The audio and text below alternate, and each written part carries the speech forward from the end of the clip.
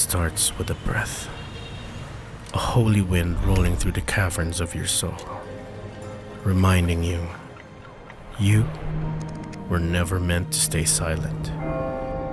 He calls you to burn bright in a world that's growing dim.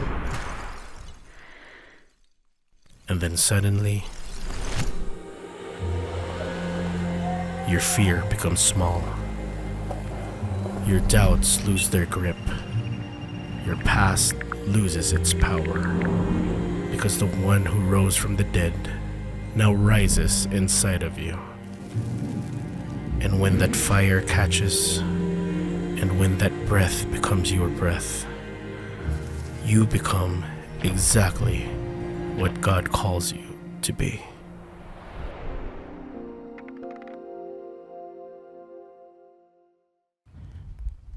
Thank you, Lord. Lord, help us to be your hands and feet as you have called us, Lord, by your grace. You could use us, Lord, so that every heart will sing your praise. It's our prayer. Lord, as we close out this series today, I hope and pray that you will reveal yourself to us, Lord. Holy Spirit, we acknowledge your presence. Guide us, Lord. In Jesus' name we pray. Amen. Please remain standing as we read our scripture today. We're going to read from the book of Acts. Acts chapter 17. We'll start reading from verse 16 till verse 34. So if you could open your Bibles or swipe it with me on your apps. We're going to read together Acts 17, 16 to 34.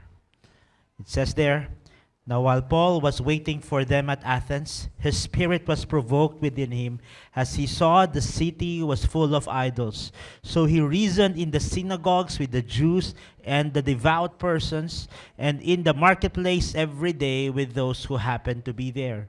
Some of the Epicurean and Stoic philosophers also conversed with him.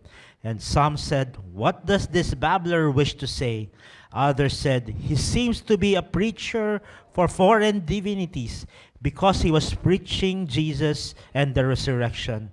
And they took him and brought him to the Areopagus, saying, 'May we know what this new teaching is that you are presenting? For you bring some strange things to our ears. We wish to know, therefore, what these things mean.' Now, all the Athenians and the foreigners who lived there would spend their time in nothing except telling or hearing something new. So Paul, standing in the midst of Areopagus, said, 'Men of Athens, I perceive that in every way you are very religious.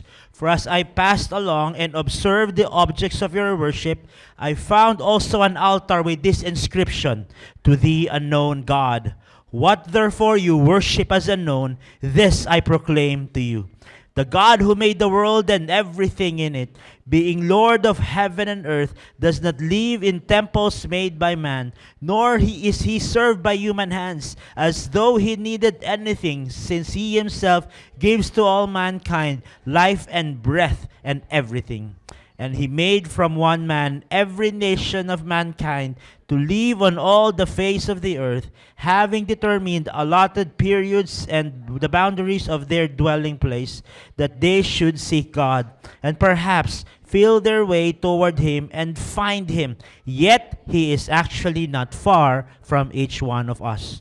For in him we live and move and have our being, as even some of our own poets have said, for we are indeed his offspring. Being then God's offspring, we ought not to think that the divine being is like gold or silver or stone, an image formed by the art and imagination of man. The times of ignorance God overlooked, but now he commands all people everywhere to repent.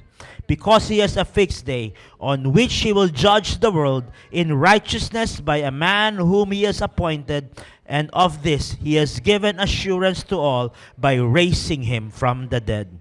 Now, when they heard of the resurrection of the dead, some mocked, but others said, we will hear from you again about this. So Paul went out from their midst, but some men joined him and believed, among whom also were Dionysius the Areopagite, and the woman named Damaris, and the others with them. That is the word of the Lord. You can now take your seats. Alright, good afternoon po sa inyong lahat. It's nice to be in front of you again. Hindi po ako lumipat ng church. Sabi kasi na sa huddle, guest speaker daw po ako. So, at sinend off na pala kami kanina. I missed preaching. I missed being here as well. I miss seeing each and every one of you. Grabe, dami na itong 2 p.m. talaga. Before I dive into the preaching of the word po, I like to update each and every one of our building project. We are now at, bigyan natin ng kay Lord. We are now at 1,281,460, which is about 18.3% of our goal. What we've done is nag-deposit na po tayo sa location. Kaya pag tinignan nyo po sa likod, may pader na yung location kung saan tayo. Yan, medyo nakaharang na doon, wala nang makakapasok. Ayan. As we reach the goal, I hope and pray that you pray with us and journey with us. Kasi hindi po yan yung end goal natin. Ang end goal natin is to use that tool for discipleship and evangelism. That more people will know God more. That more people will, have their marriage be arranged, their marriage be fixed. People will, we drive them an inch closer to who God is. And as we reach the campus, reach the community, that will serve as a tool for us to do more for God and to evangelize more and do things for God. Kaya pasok na pasok po itong series natin. As we end the series today, we're gonna talk about mission. We'll talk about nations today. International mission. As we close the series, the gospel to the nations. Yun yung title po natin today. Because when you look at the series that we have, everything is actually anchored on an event, which is the life, the death, and the resurrection of Jesus Christ, and also to the person of the triune God, which is the third person of the, which is the Holy Spirit. We talk about Acts chapter 1, wherein when the Holy Spirit came, it gave the believers boldness to preach the gospel of Jesus Christ, and then the church expanded from about 120, about 12 disciples, 120. Acts chapter 2, 3,000 people were added to the church, 5,000 people were added to the church. The church expanded because of the devoted and radical community. Yun po yung actually prayer ko. That we as Victory Carmona will be devoted and be a radical community that shares the gospel of Jesus Christ. And it was sustained through genuine, loving, and worshiping hearts. It's expanded because the church is rooted on the Word of God. Because as they hear, as they believe, as they obey the Word of God, the church became bold in proclaiming the gospel of Jesus Christ. Yun din yung prayer ko na as we now being rooted, as we are now being established in faith, established in the church, na magkaroon tayo ng heart into reaching out the lost, na magkaroon tayo ng heart into reaching out the community and the campuses that is around us, that we know and understand that salvation is always a miracle. Wala tayong kinalaman doon sa salvation. Wala tayong pwedeng idagdag doon sa salvation natin. It is always a miracle of God. Kaya when we look at it, because of the depravity of man, na hindi talaga tayo as tao makakalapit kay Lord unless siya yung mag-initiate in the first place. Unless siya yung magbigay ng faith. Unless siya yung magbigay ng heart into, change that heart of stone into a heart of flesh. So I hope and pray na pagtingnan natin yung sarili natin, wag natin i-disqualify yung sarili natin pag merong pinapagawa si Lord sa atin. And I'm preaching to myself as well, because a lot of times, lagi kong sinasabi, alam mo yun, hindi ko talaga kaya yan. Kasi mas malaki talaga yung pinapagawa ni Lord, mas grabe talaga yung pinapagawa ni Lord. Look at the example of Saul of Tarsus. So isipin mo, diba, he was there when Stephen was stoned. He was there nung the persecution of Christians. Actually, nung papunta siya ng Damascus, sabi niya, bigyan niyo ako ng paper para lahat ng Kristiyanong makasalubong ko, ilalabas ko at idadrag ko para matry niyo sa Sanhedrin. And then, Jesus met him on the road to Damascus. Because we understand, in the story of Saul, no one is too far from God. Your past doesn't disqualify you kung anong pinapagawa ni Lord sa'yo.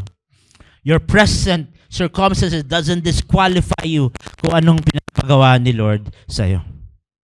It breaks barriers. The gospel breaks barriers. Whatever it is, past barrier, social barrier, ethnic barrier, walang makakahadlang. Kaya nga, the very topic that we have is unstoppable. Walang soul tried it. Nahadlangan yung expansion ng gospel, and yet, siya mismo yung na-convert into Christianity. Siya mismo yung ginamit ni Lord para mapunta yung gospel to the nations. However, as we obey God, as we follow God, persecutions will always come in whatever shape or form. Iba-iba lang talaga yung difficulty level. I was in Cambodia earlier this year, and there was one person there nung nakilala niya si Christ. Nung pinakilala sa kanya si Christ, he shared the gospel, he accepted Christ as his Lord and Savior. Nung nalaman ng magulang niya, kinulong siya sa kwarto niya ng 2 weeks. So binibigyan lang siya ng pagkain. Pero nakakulong siya sa kwarto niya for 2 weeks. The leaders of the church thought, ay, di na to babalik. Kasi nga isipin mo, makulong ka ba naman sa kwarto mo ng 2 linggo kung babalik ka pa talaga? But when the 2 weeks came, he went back to church. And right now, he's serving as one of our campus missionaries.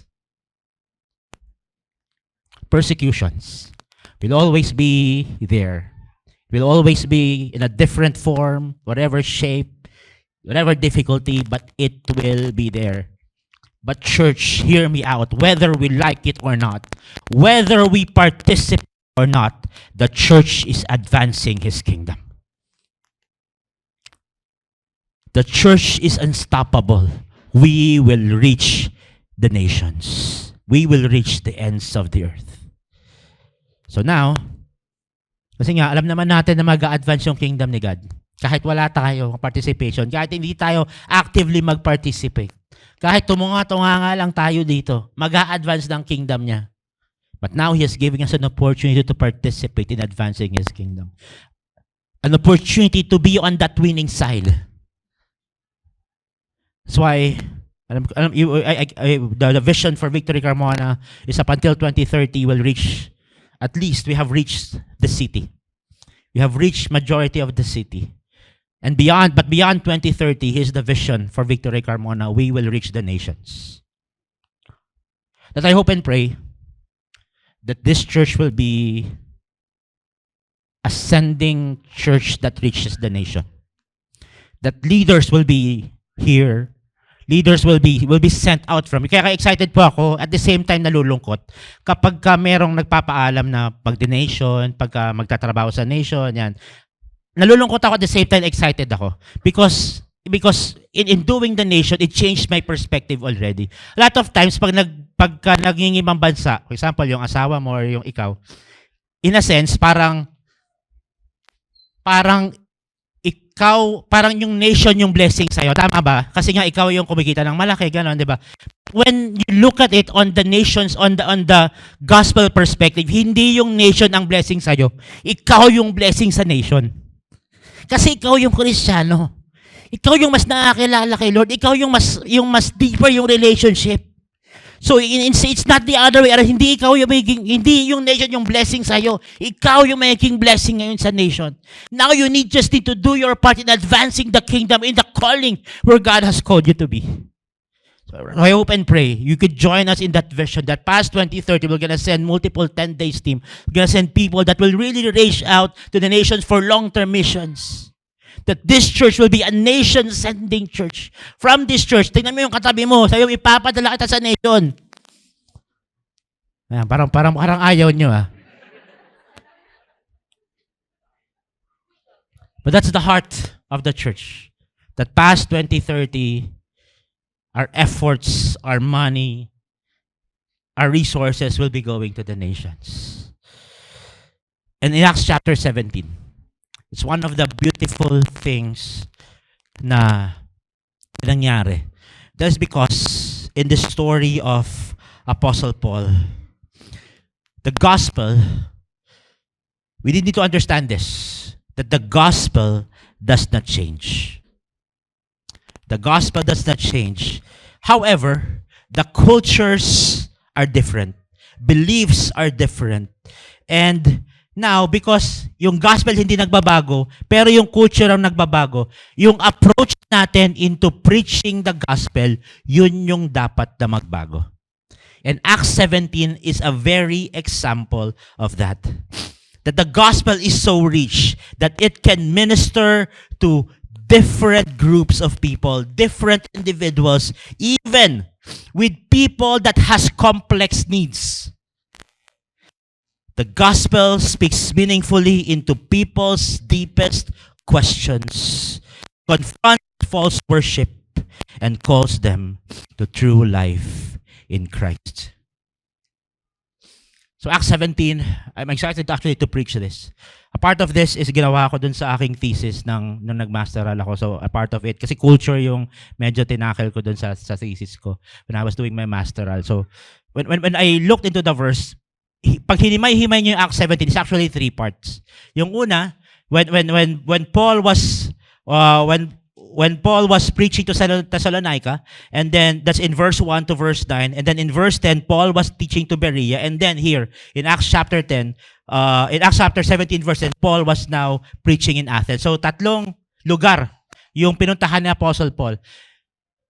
And every time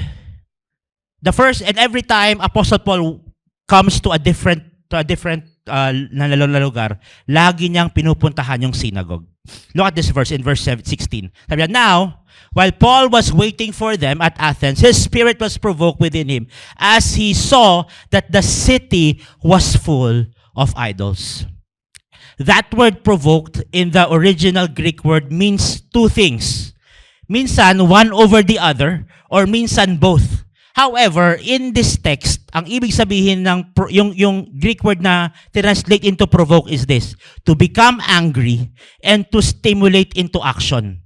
In this verse, dalawa yung ibig sabihin. He was angry and then he was stimulated into action. Kasi ang nakita niya nga, full of idolatry. Full of idolatry.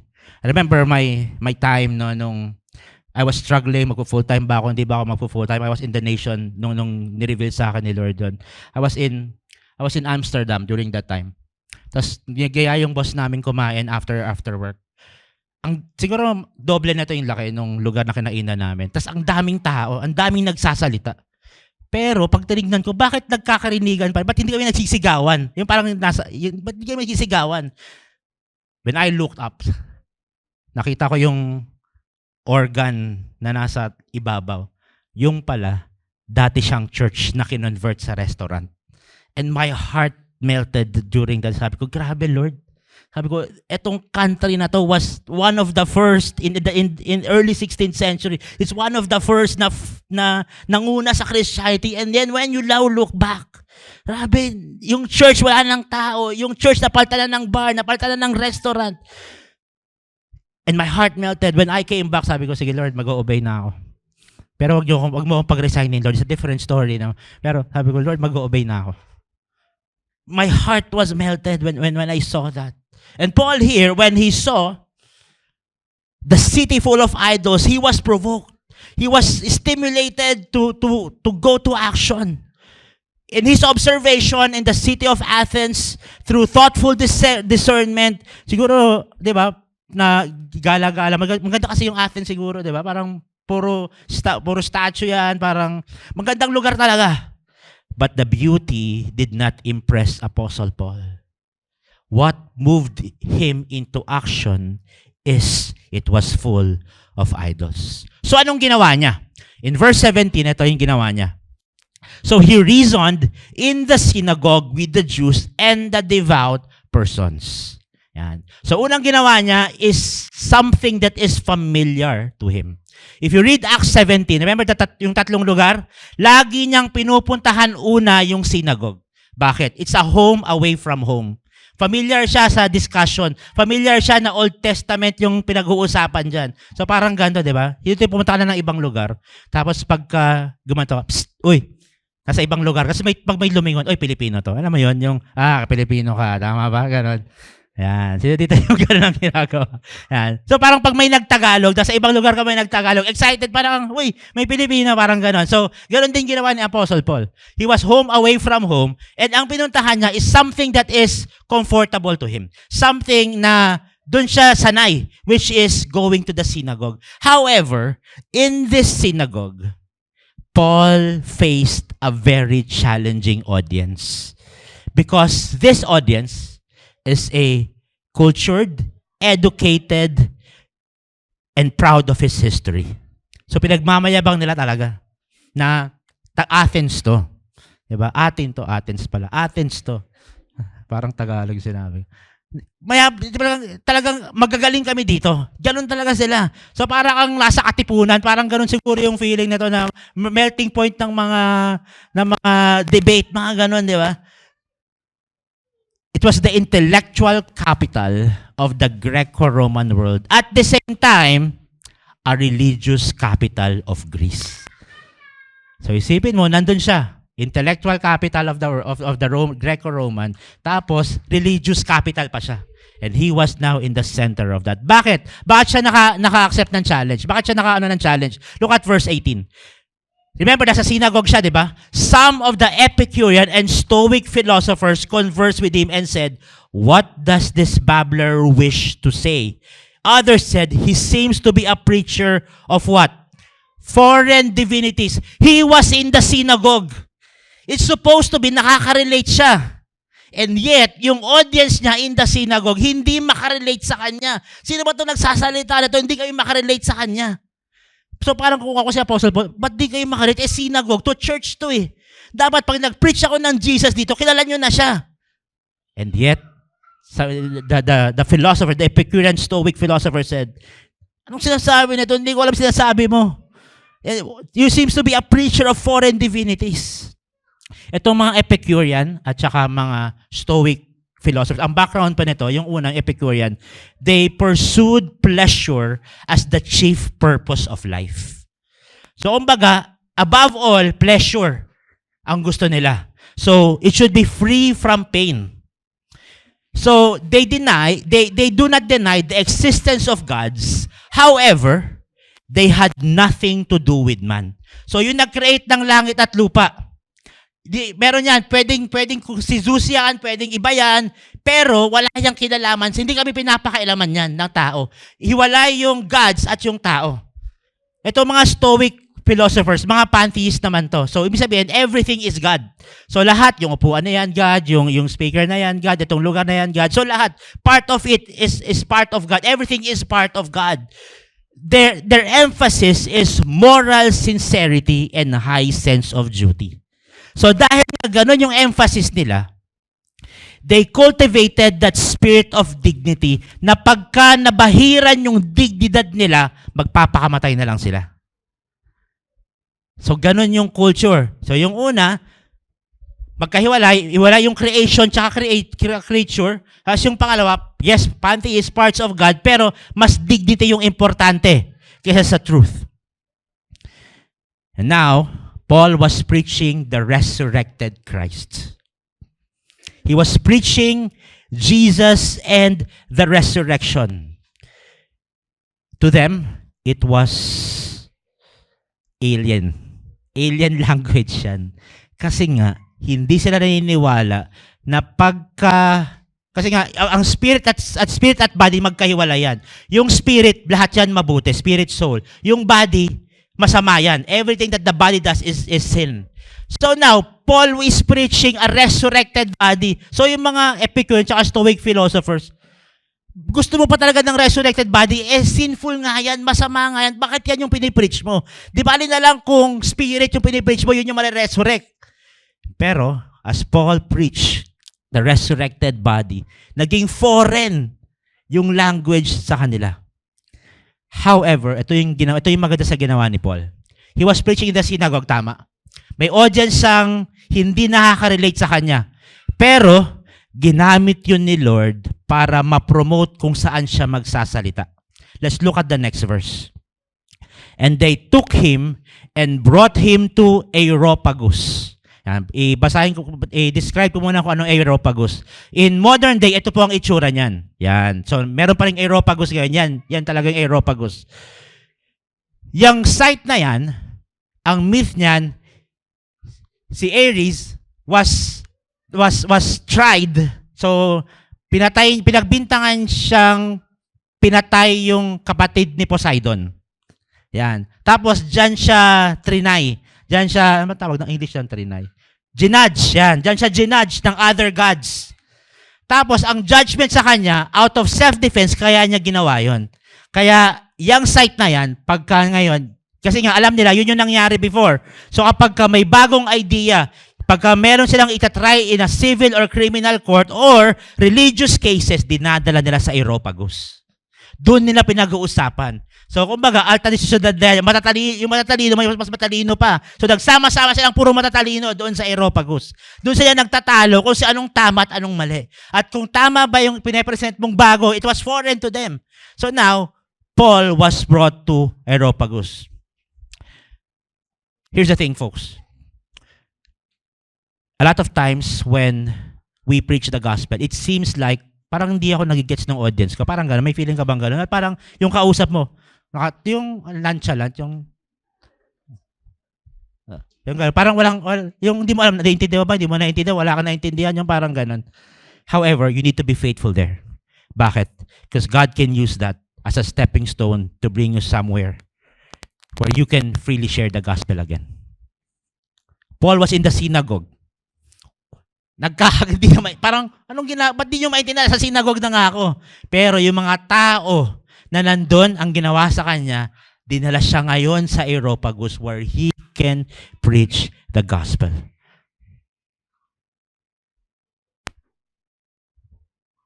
In being unstoppable, in advancing the kingdom of God, we may start where something is familiar.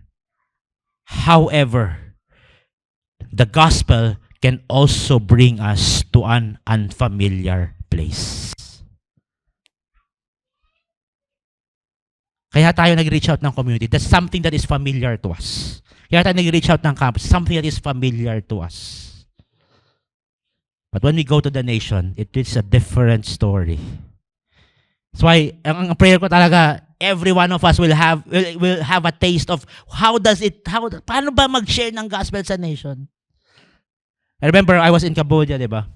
Nagturo po ako ng spiritual foundation doon. And one question that occurred was, in teaching Jesus to them, it is already foreign. So, kumbaga, si Jesus, kailangan mong ipakilala kasi hindi nila kilala. But when you go to day 2 of that spiritual foundation, nandun na yung discussion ng Trinity. So now the question is this. Yung Jesus nga foreign. Paano pa kaya yung discussion na Trinity sa hindi nila alam kung sino si Jesus? So sabi ko sa kanila, next question nga. Hindi, joke lang. Ang tagal naman. So ang sinabi ko sa kanila, you need to be truthful. You need to be truthful. And you need to study. Mas alam nyo yung culture nyo eh. Mas alam nyo yung, and then Acts 17 came to my mind. Acts 17 came to my mind. And then I'm gonna share it a while later as well. Acts 17 came to my mind because there will be objections when you share the gospel. There will be objections. Yung tinanong sa akin yon, it is a valid objection. It is a valid objection. Kasi nga, di ba, foreign na nga si Jesus eh. Mag-i-introduce ka pa ng Trinity, week 2 pa lang yun. Di ba, week 2 pa lang. But sabi ko, you know your culture. Look at Acts 17. You know your culture, look at Acts 17. And you will figure it out. Now, let's go to Acts 17. In verse 22, let me jump to verse 42. Verse 22, sorry. Sabi niya, Paul was now in Areopagus. So, kaharap niya na yung mga matatalino sa mga matatalino. Sabi niya, Paul standing in the midst of Areopagus said, Men of Athens, I perceive that in every way you are very religious. So now Paul, remember, look at the starting point ng preaching ni Paul. Compare it dun sa first part ng Acts 17. doon sa first part ng Acts 17, ang sinabi doon, Paul reasoned with them with the scriptures. In Acts 17, doon sa first part, doon sa Berea, ganoon din ginawa niya. Paul reasoned with them with the scriptures. However, here in Athens, he did not reason with them with the scriptures. He went through culture, looked into the culture, and then look for opportunity that where he could present the gospel. So kumbaga, nag-connect muna siya, common ground. Hanap siya ng common ground. Paano ko ba masisyaran itong mga taga-Europa na foreign sa kanila si Jesus Christ? Kasi kahit anong preaching mo sa isang, for example, si Ate Jing, di ba? Hindi ko siya kilala, nakasabay ko sa bus. Wala akong background niya, tapos sinabi ko, pag hindi mo tinanggap si Jesus Christ, sa impyerno ka mapupunta. What do you think will happen to that conversation? Diba malamang, dun pa lang tapos na yon. Yes, the gospel is preached, the seed was given, so si Lord na talagang bala, pero I lose the opportunity to follow up with her. Oy, kamusta na yung, di ba? Kasi walang common ground. Paul here was very intelligent. He used common ground as an entry point in preaching the gospel. But he didn't begin with the exposition of a scripture. Kasi very custom yun kapag ka nasa synagogue ka eh.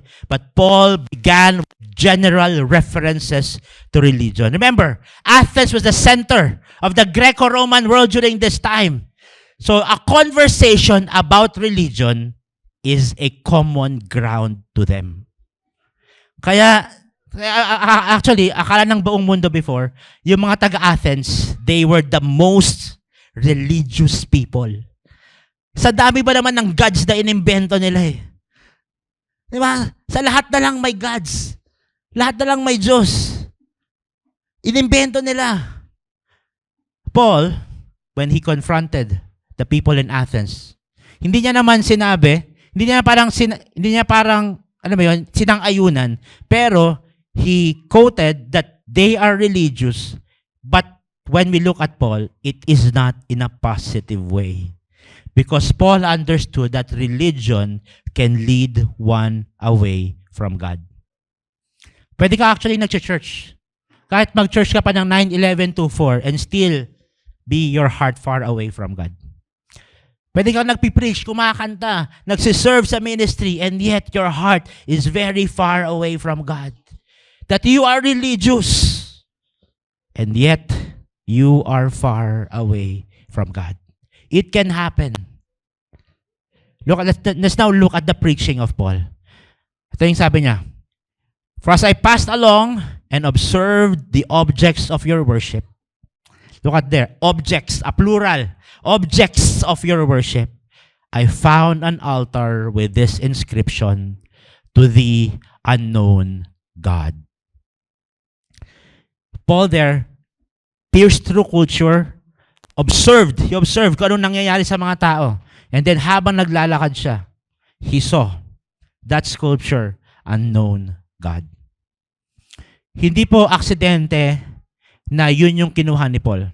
Because magaling kasi ito si Paul. He was there at the feet of Gamaliel. Remember, si Gamaliel po yung nagturo kay Apostle Paul. Siya din yung same na Gamaliel in Acts na nung nakulong si Peter and John, sinabi niya sa Sanhedrin, pagka pinigilan yun at work yan ni Lord, magtatagumpayan. Pero pag hindi yan work ni Lord, kahit pigihan, hindi yan magtatagumpay. Si same Gamaliel na nagturo kay Paul. So, aral din to si Paul.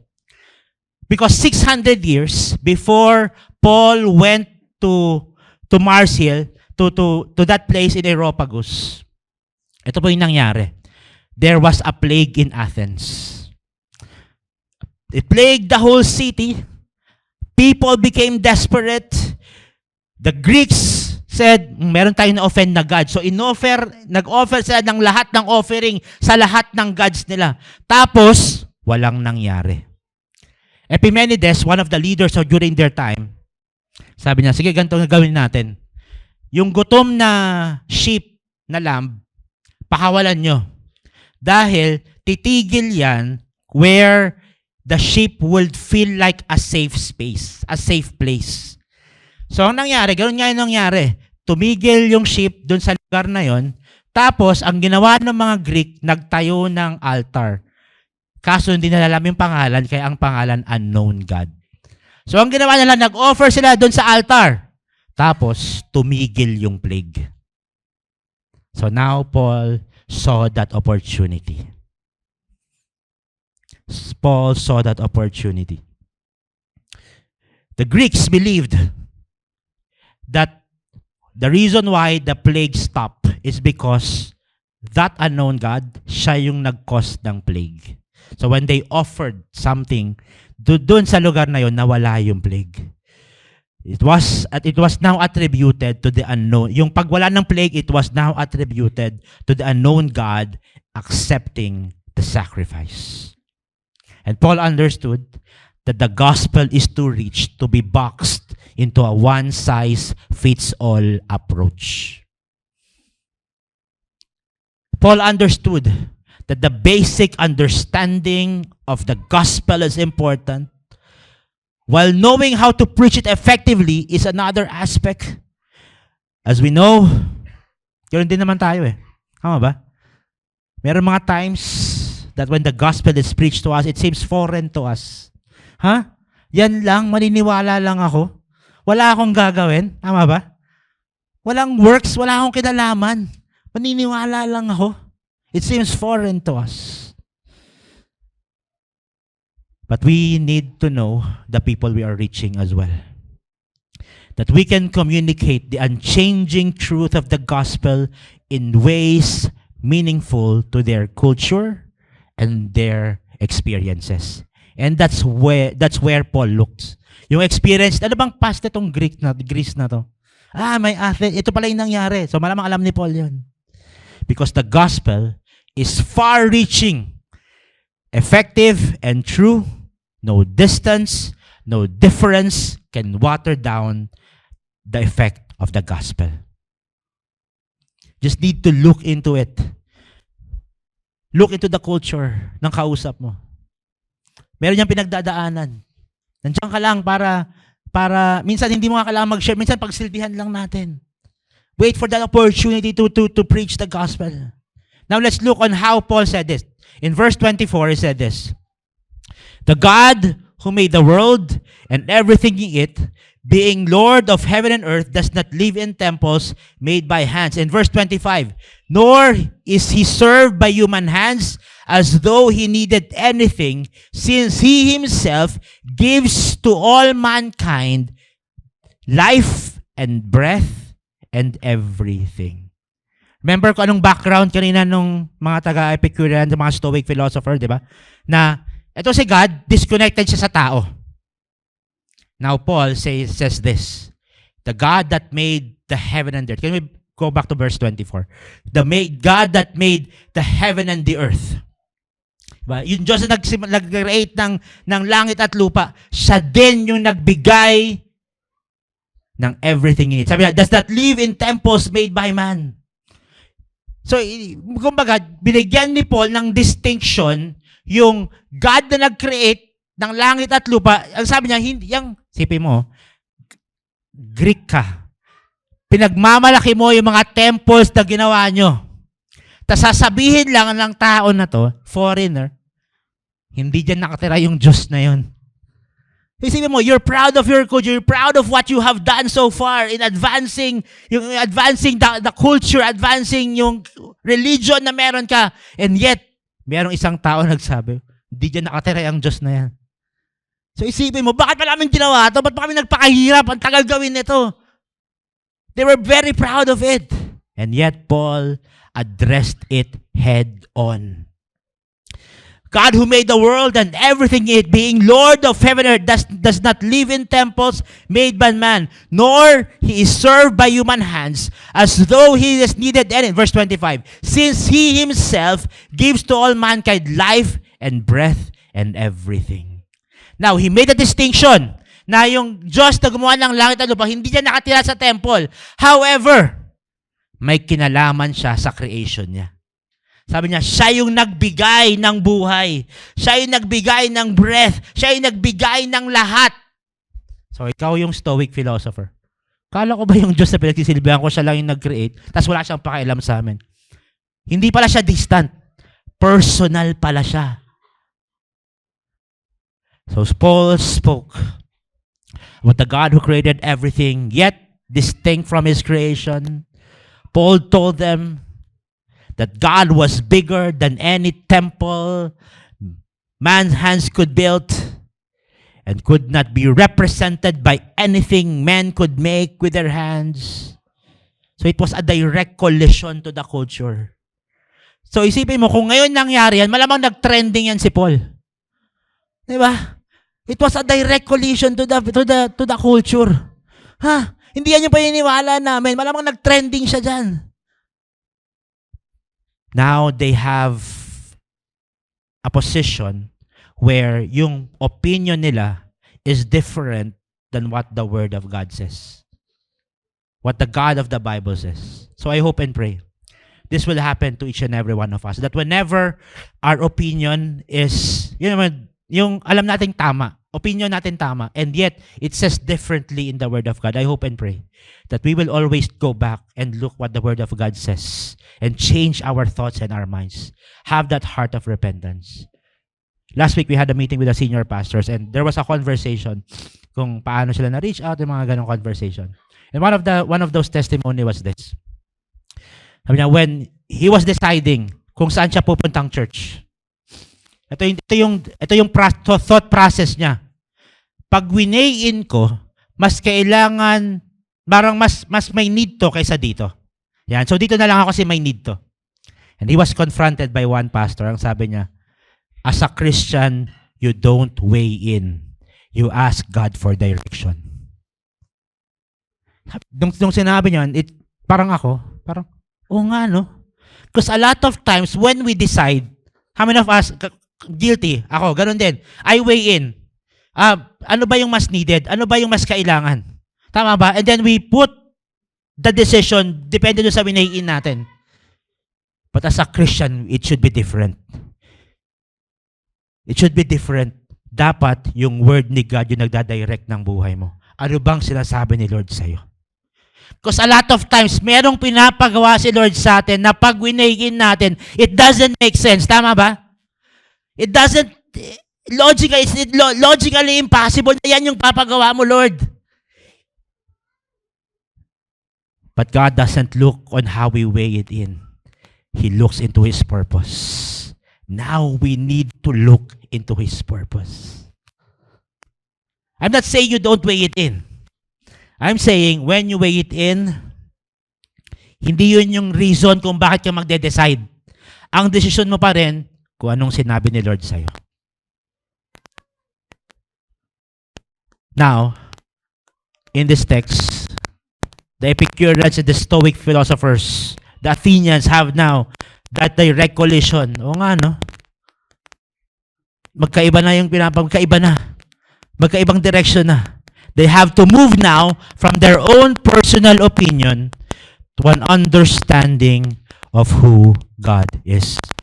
So when we look at verse 28, ito yung sinabi ni Paul in verse 28, for in Him, we live and move and have our own being, as even some of our poets have said, for we are indeed His offspring. Look at the text. Doon po sa mga Bible niyo, pag tinignan niyo yung word na yan, yung phrase na yan, nakahiwalay sa iba. Tama ba? Nakahiwalay sa iba. Alam niyo kung bakit? Because Paul quoted that from someone else's text. Kaya siya nakahiwalay. It was a quote. Yung una, it was a quote from the Critica by Epimenides. So, yung sinulat ni Epimenides, it was written 600 years before. So, ang ginawa ni Paul, kinote niya yung part of the book. So, hindi mo, aral talaga to si Paul. Isipin mo, 600 years before nasulat. Na-quote niya pa. For in Him, we live and move and have our own being. And then yung pangalawa, for we are indeed His offspring, it was from natural phenomena by Aratus. So, kinote niya. However, ito yung maganda. Yung audience niya, kilala kung sino nagsulat niyan. Alam nila yan. So parang, doon sa book na yan, pag binasa niyo po yung poem na yan, yung Krusan kinuha ni Paul, it was attributed to Zeus.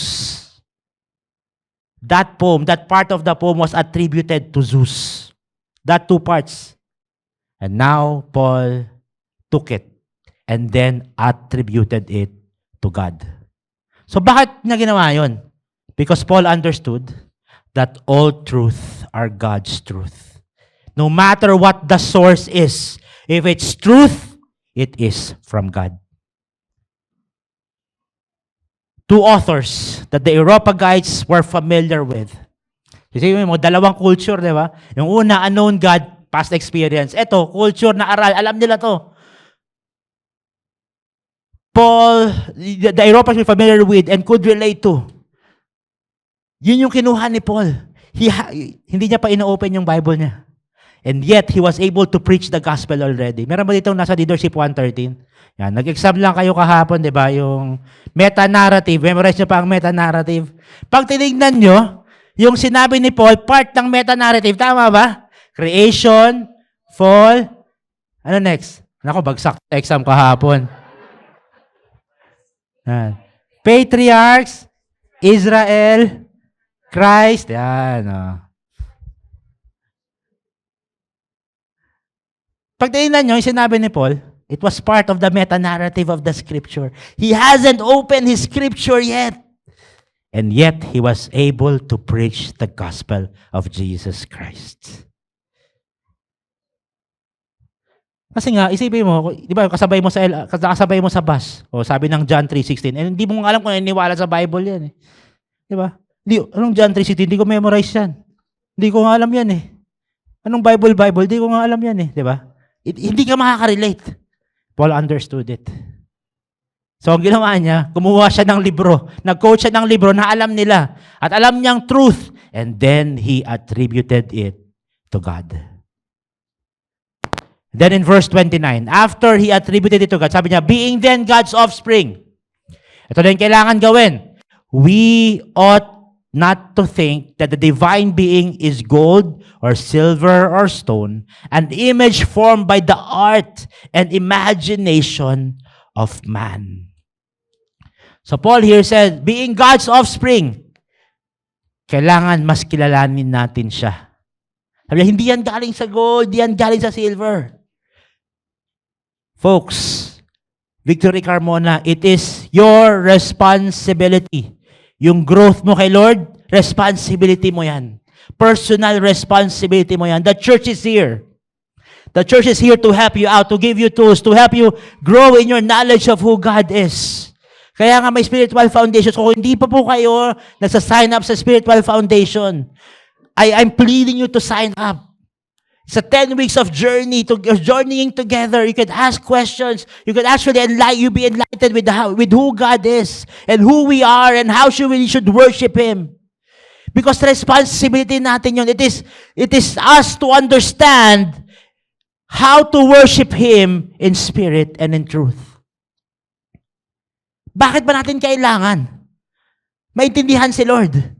Bakit ba natin kailangan maintindihan tayo? Bakit natin maintindihan na kailangan alam natin makasalanan tayo? Alam mo bakit? In verse 30, Paul gave the conclusion of this preaching. The times of ignorance, God overlooked, but now He commends all people everywhere to repent, because He has a fixed day on which He will judge the world in righteousness by a man whom He has appointed. We know all it's Jesus Christ by the preaching doon sa kanina. And of this, He has given assurance to all by raising Him from the dead. So from understanding who the Creator is, understanding who we are as creation, as offspring, and then He gave that responsibility mong kilalanin siya, to understand Him, to worship it in truth, because time will come that judgment will come. Time that the judgment will come.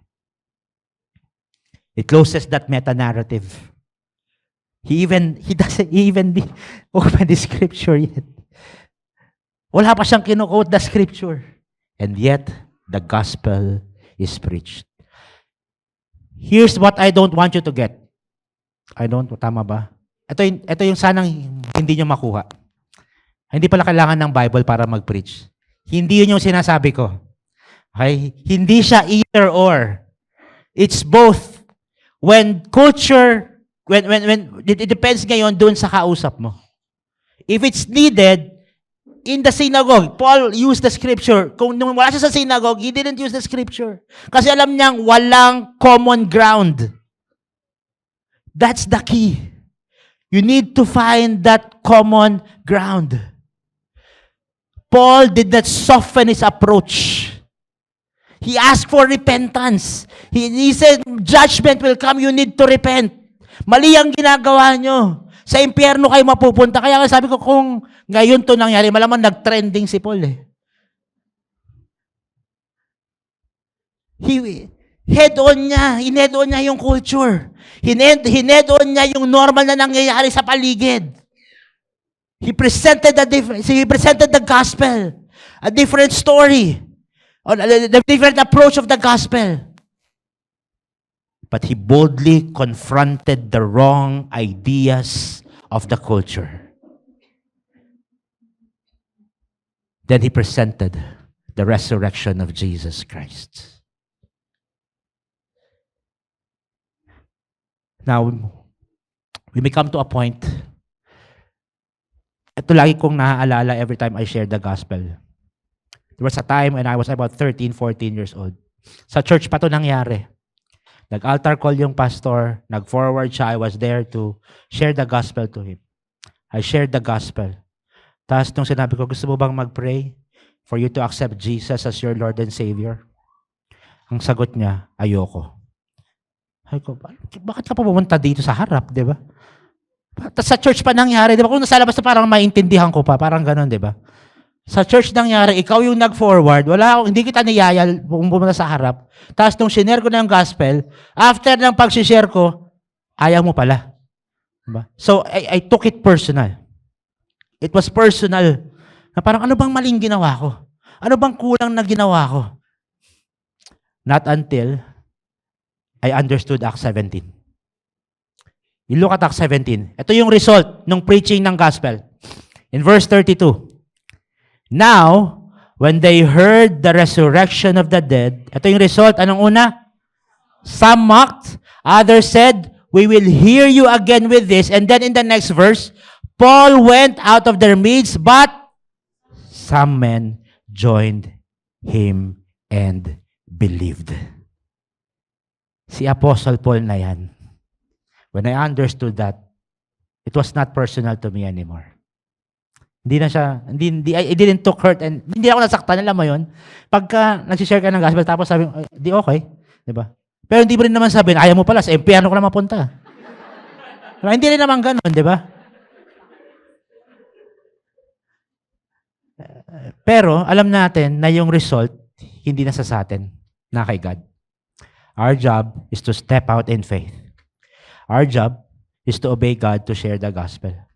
When you have done your part, sharing the gospel, watering it, leave the results to God. Whatever the result is, whether you will be mocked, whether you will say, pwede bang magkita ulit tayo next week para makipag-usap ulit tayo? Makipagkita naman kayo. Diba? Baka naman kayo yung mga Indian.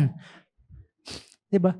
Okay lang naman na tayong Indian din minsan. Diba? Actually, hindi minsan eh. Minsan, madalas lang nangyayari, diba? Sige, kita tayo bro after 2 p.m. service. Tapos 4 p.m. siya umattend, diba? Ganun talaga.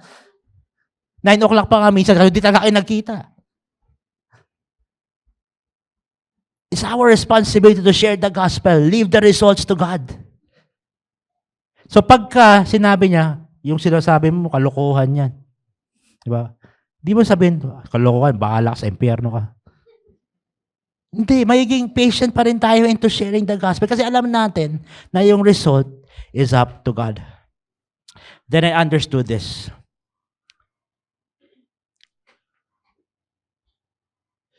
Yan. Ito yung angle chart. Itong chart na to, it was in about 1975 when the book was released. Ang sinasabi dito sa chart na to is this. It's not about conversion. It's about conversation.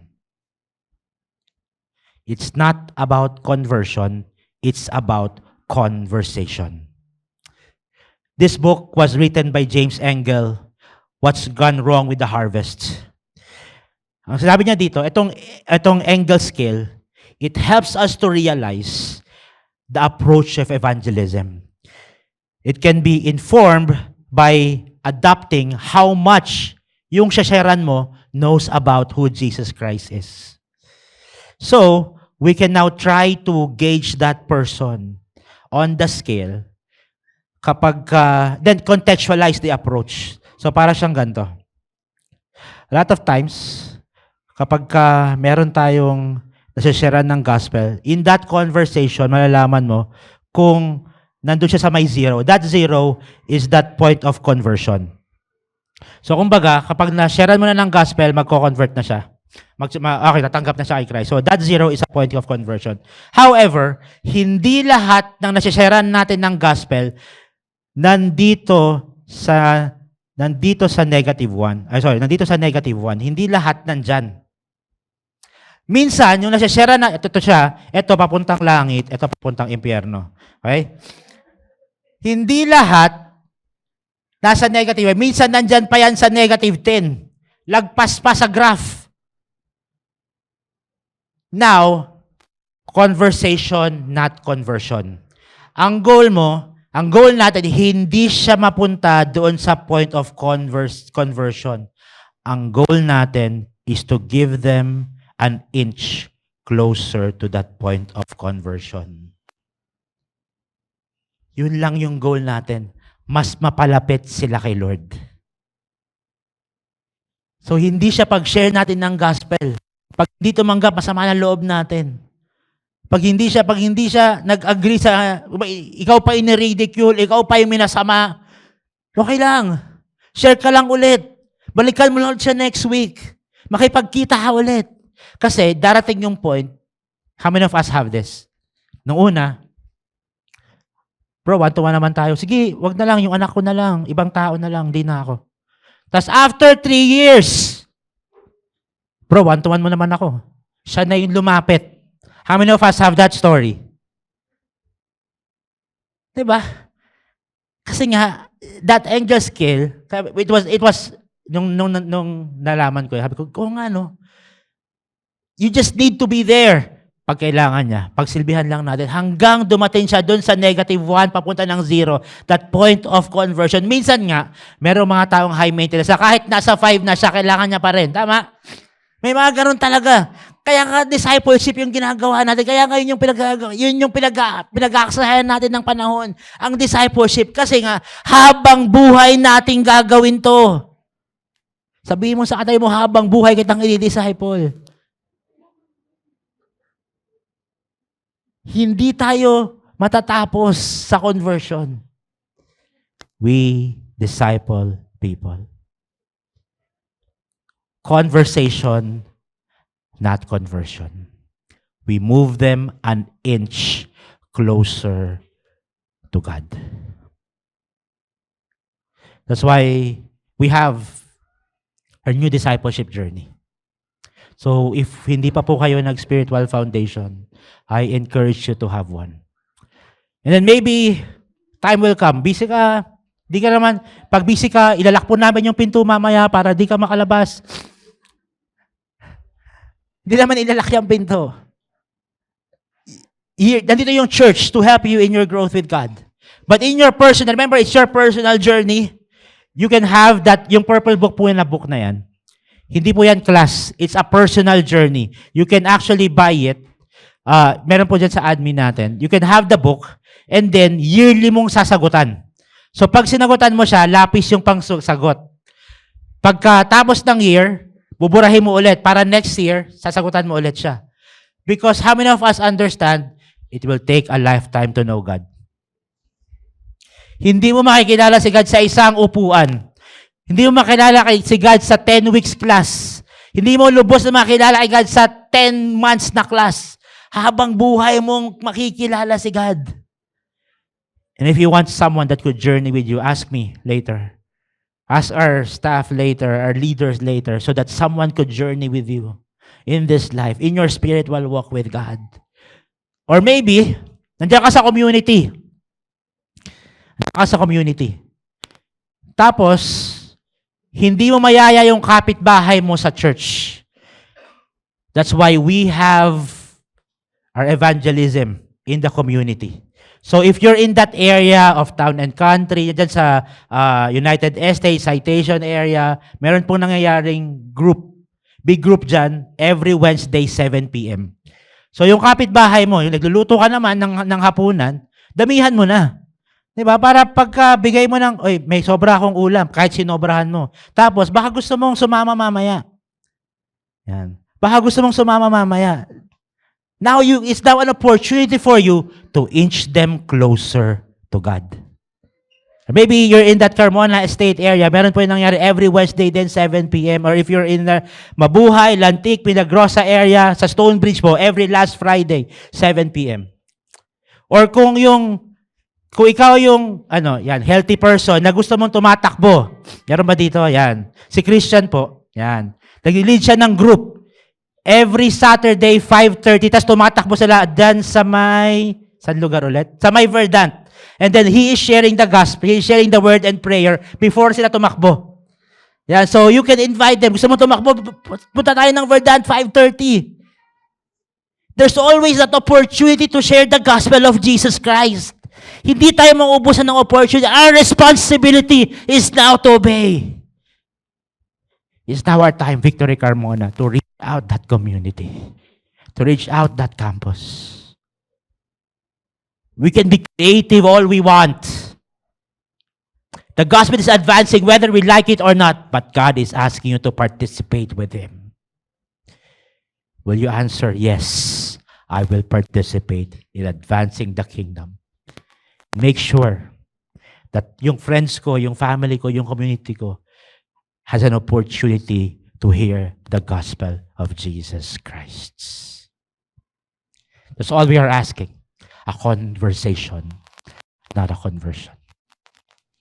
So I hope and pray that you journey with us as we reach the community, as we reach the city of Carmona for Jesus Christ. So tayo po tayong lahat, we're gonna pray.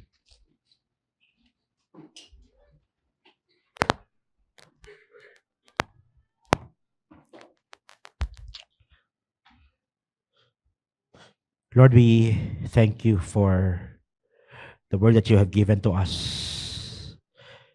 Lord, salamat for this time that your word was preached. Lord, thank you for the encouragement that we have found in Acts 17.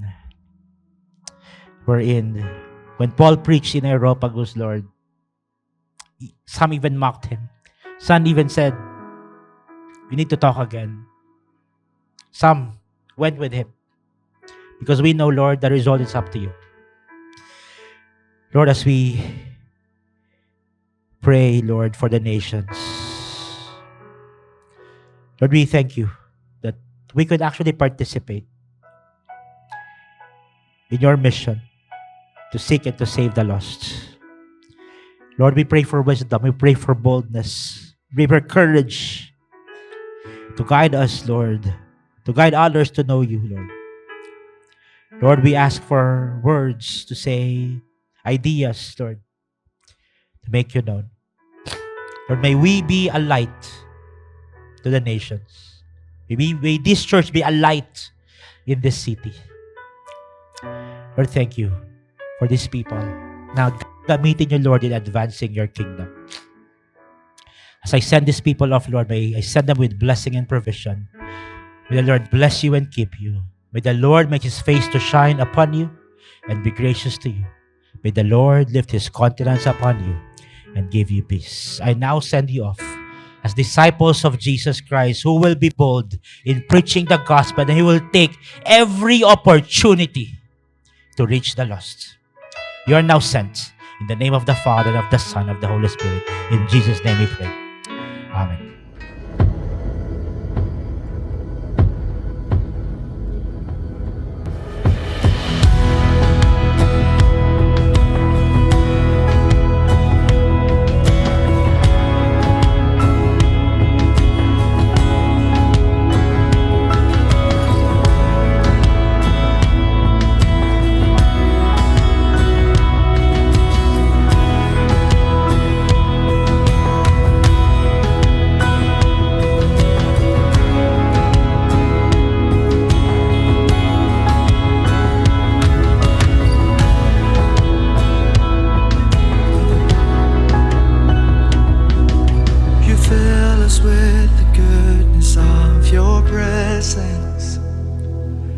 Once empty, now I'm found in your embrace.